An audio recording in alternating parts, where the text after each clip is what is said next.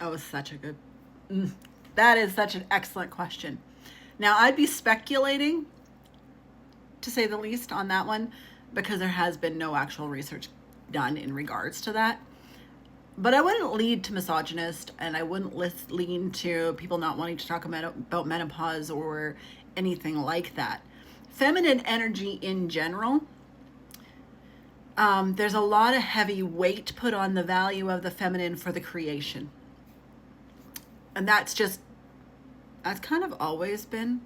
They look at feminine energy. I'm not talking even as just as feminine in general, because men can be enchanting too.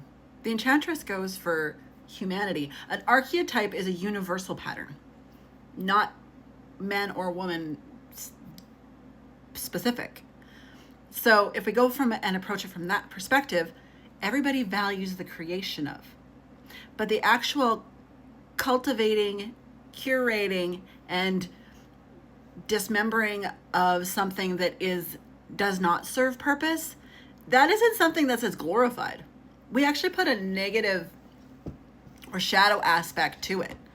Lots of people are afraid of death, right? So death in general, if you think about it archetypally, people fear the dying of, right? Where when you look at it in a transformation space, in order to transform, you have to release and let go of in order to invoke the act of becoming something. There has to be the making of space. And death and rebirth, as far as the enchantress and the transformation of it goes, means the embracing of that. And we fear change, and those are big changes.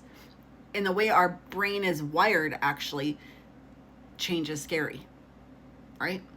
So if you go about it from that perspective, I think that has more to do with the not talking of the enchantress. The other thing is if you look up different stories about enchantresses, there have been negative spins on the enchantress for alluring and the shadow aspects of the enchantress, where she would want to trap things in certain spaces and not let them go. Because you can do that.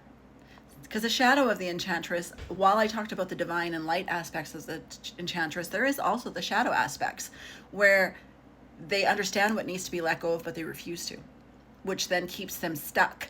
If you look at where Persephone is the perfect balance and harmony of going to the light and the shadow and being able to live in that balance and harmony of the two worlds, if you do not understand and embrace that, you can get stuck in the underworld, so to speak, where you would want to keep and hold things and not let go of them. Then you would be stuck in the transformation cocoon stage, never allowing yourself to emerge. I think it would be more of that. I would lean more to that people don't talk about it because they don't understand. And honestly, I call it boat paddle moments.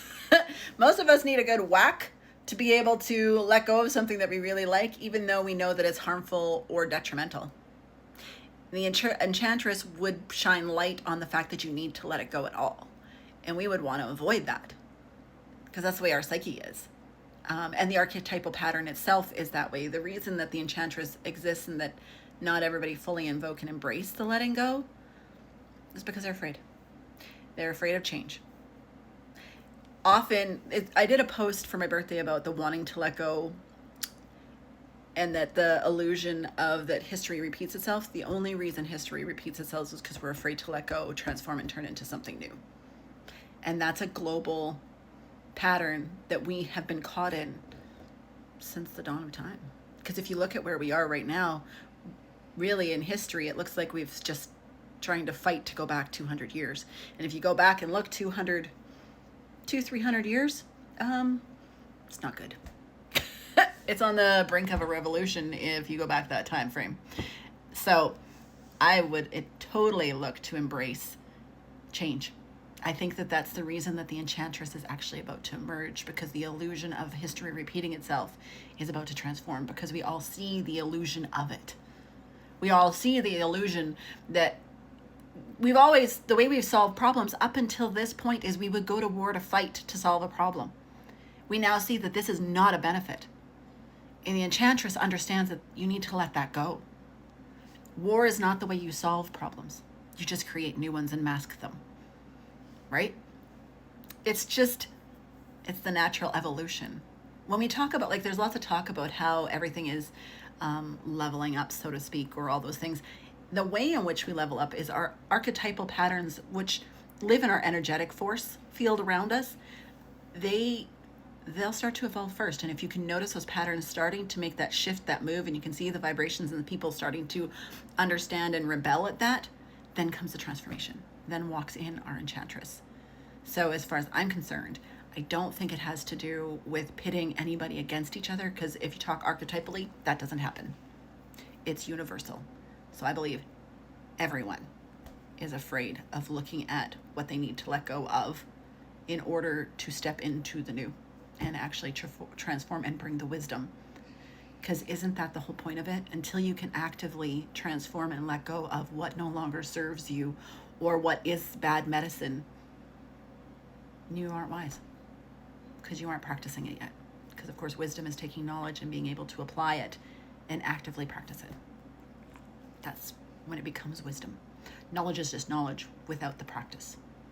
So we can all understand that something needs to change, but until we can all actively embrace that and transform that, the enchantress, well, then we stay stuck in constantly creating the same scenario over and over again, expecting different results.